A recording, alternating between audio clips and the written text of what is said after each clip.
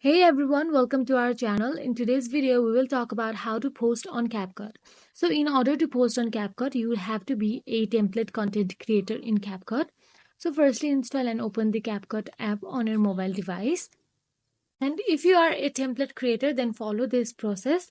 And if you are not, then I will tell you how to become a template creator by the last of this video. So simply choose a video to post, or you can simply start by creating a new project or tap on the project you want to share to the CapCut.